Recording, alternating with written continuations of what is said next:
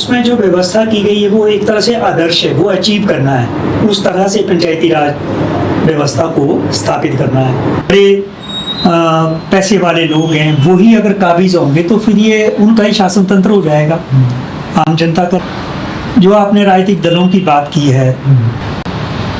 हिमाचल प्रदेश में नगर निगम के चुनाव जो सत्ता का विकेंद्रीकरण इसके माध्यम से किया गया है भारत सरकार और राज्य सरकार से, कि उनके पास पंचायती राज है, ये गांधी जी के ग्राम, इसलिए भी राजनीतिक दलों का हस्तक्षेप ज्यादा है, क्योंकि वो फिर आगे राजनीतिक दलों के माध्यम से अपने आर्थिक संसाधन जुटाने का प्रयास करते हैं। तो जरूरत है कि अगर हम ये सारे हस्तक्षेप कम करना चाहते हैं तो पंचायतों की जो ग्राम पंचायतों की आय के साधन हैं वो बढ़ाने की ज़रूरत है। तो मौजूदा समय में क्या है, पंचायतों के पास कुछ शुल्क हैं, कुछ कर हैं, वो लगा सकते हैं। वो एक भवन कर है, उससे कितनी आमदनी होगी, या स्वच्छता कर ये लगा सकते हैं, या मेले वगैरह पर बाज़ार ये जो करें। फिर ज़्यादा पंचायतों में जो निर्भरता है, वित्तीय निर्भरता, वो सरकारी अनुदान पर है। वो केंद्र सरकार और राज्य सरकारों के जो अनुदान आते हैं उन अनुदानों से ये प्रावधान उसमें है। बिल्कुल, ये पंचायती राज के अंदर है। जो आय के स्रोत हैं कि क्या क्या स्रोत होंगे, तो उनमें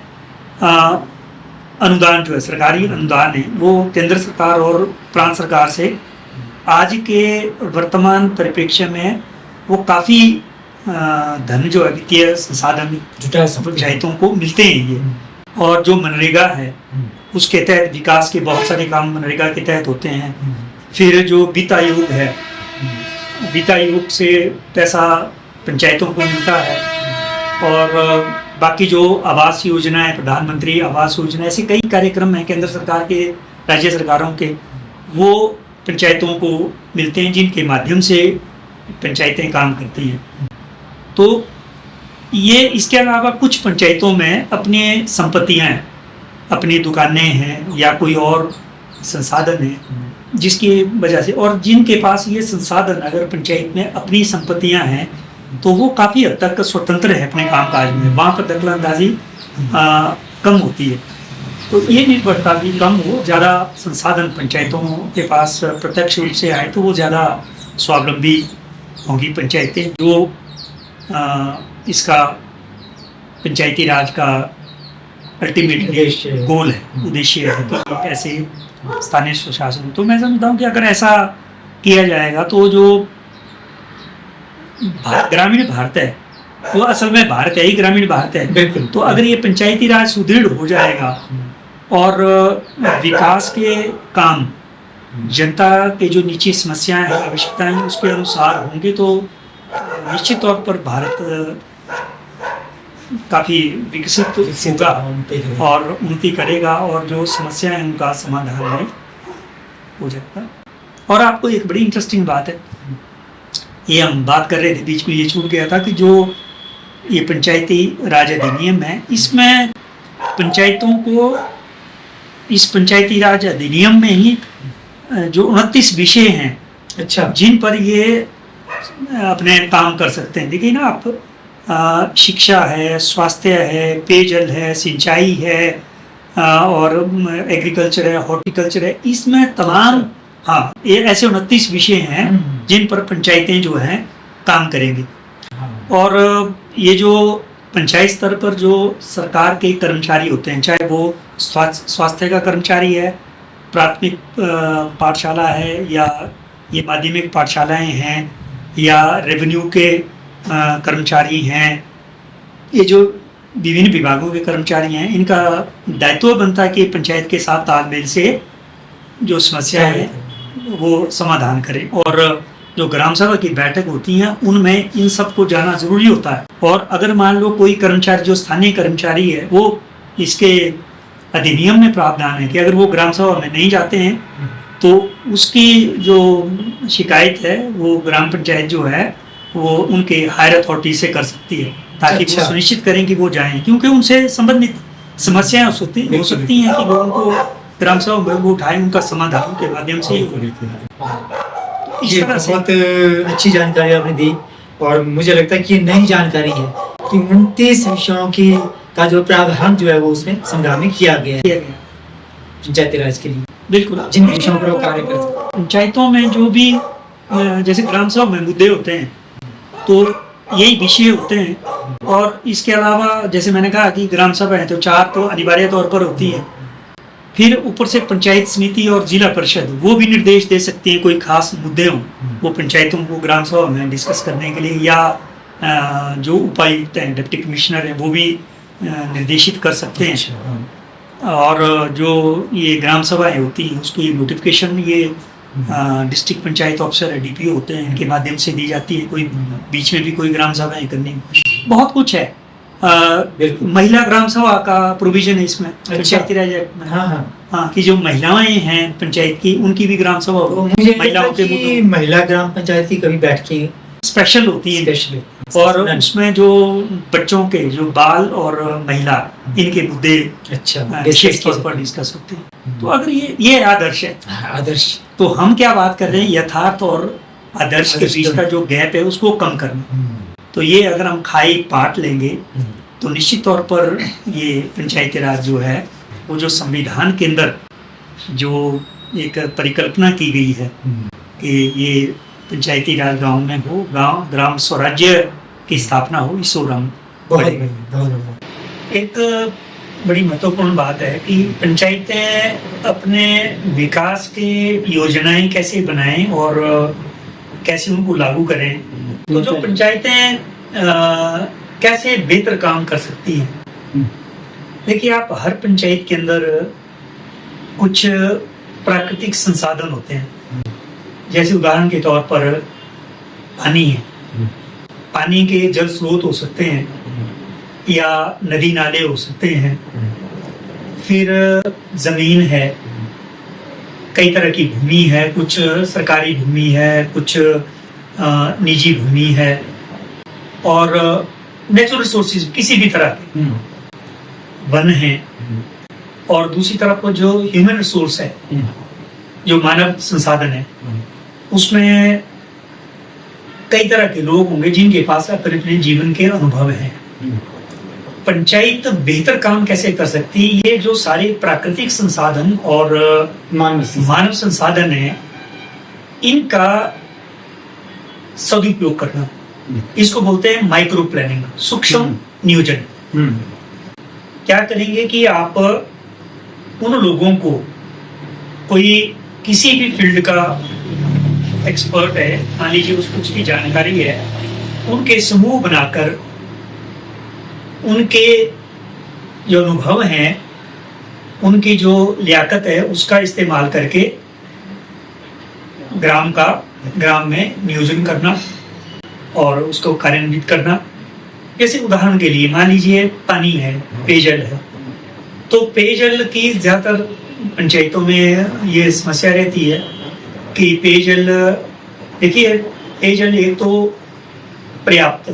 की सफिशिएंट है और दूसरा है कि उसकी क्वालिटी क्या है पानी की, ये दोनों चीजें हैं। उसको सुनिश्चित करने के लिए माइक्रो प्लानिंग का मतलब क्या है कि वो देखेंगे कि हमारी जो पानी की सप्लाई है, आपूर्ति है, वो कितनी हो रही है, हमारी जरूरत कितने पानी की है, भंडारण कितना हो रहा है, और हमारी जो मांग कितनी है, आपूर्ति कितनी है, और हर साल कितने नए पानी के कनेक्शन लगते हैं। इसको कहते हैं माइक्रो प्लानिंग। अगर ये पंचायत स्तर पर जो ह्यूमन रिसोर्स का इस्तेमाल करके एक प्लानिंग करें हम, तो हम उस जल शक्ति विभाग से ये मामला उठा सकते हैं कि हमारे पास या तो पानी की कमी है तो उसको बढ़ाया जाए, या पानी की क्वालिटी में, गुणवत्ता में कमी है तो उसके लिए काम किया जाए, और एक काली योजना पंचायत स्तर पर बनाई जा सकती है कि अगले 15-20 साल के लिए हमारे पास कमी ना रहे। इसी तरह से मान लीजिए कोई सिंचाई की व्यवस्था है, अगर कोई नाले का पानी है या कोई जल स्रोत है, उनका इरिगेशन के लिए कैसे इस्तेमाल कर सकते हैं। तो जो लोग उसके जानकार लोग हैं वो उसके लिए प्लानिंग करें। तो इसको बोलते हैं माइक्रो प्लानिंग। अगर ये माइक्रो प्लानिंग होगी, एजुकेशन में भी ऐसा ही है, उसके बारे में पूरा इंटरेस्ट होना चाहिए कि हमारे पास क्या हमारे पास कोई सीनियर सेकेंडरी स्कूल है पंचायत में, या हाई स्कूल है, मिडिल स्कूल है, या प्राइमरी स्कूल है, उसमें एनरोलमेंट है। मान लीजिए जैसे हम अब गवर्नमेंट स्कूल के अंदर इतनी मुफ्त शिक्षा ही समझो आप वो दी जा रही, सस्ती शिक्षा दी जा रही है, और उसको हम बेहतर कैसे बना सकते हैं, तो वहाँ के अध्यापकों के साथ, वहाँ के प्रशासन के साथ मिलजुल कर उसको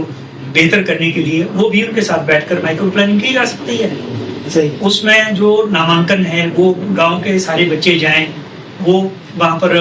अच्छे से पढ़ाई हो, बच्चे अच्छे निकलें, फिर गांव के अंदर एक ऐसा माहौल हो, वहाँ पर गांव का एक पुस्तकालय हो, वो भी एक 29 जो विषय है उसमें एक ये भी है पुस्तकालय की स्थापना, कि ये भी पंचायत का दायित्व है। आप बताइए कि अब ये कुछ सालों में चला है कि पुस्तकालय स्थापित हो, और उन पुस्तकालयों में जो एडल्ट्स है, जो वयस्क है वो भी जाएं, जो नौजवान हैं, जो कोई कॉम्पिटिशन की तैयारी कर रहे हैं, नौकरी के लिए तैयारी कर रहे हैं, जो पढ़ने वाले बच्चे, उन सब के लिए माहौल हो, तो वहाँ पर पुस्तकें हों, अखबारें हों, वहाँ चर्चाएं हों। तो अगर ऐसा मान लीजिए ये सारे संसाधन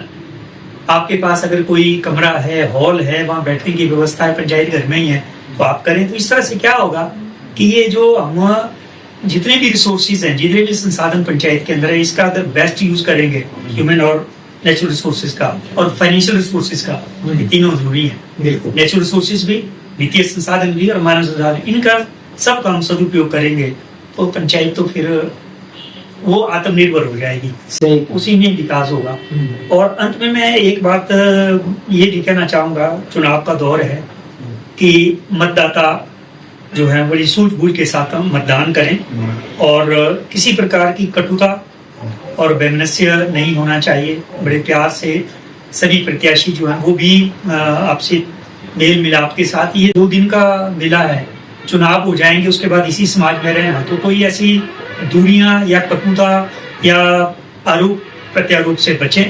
सौहार्दपूर्ण माहौल बने, और चुनावी इस पूरी प्रक्रिया में जो है वो बिल्कुल शांति के साथ इसका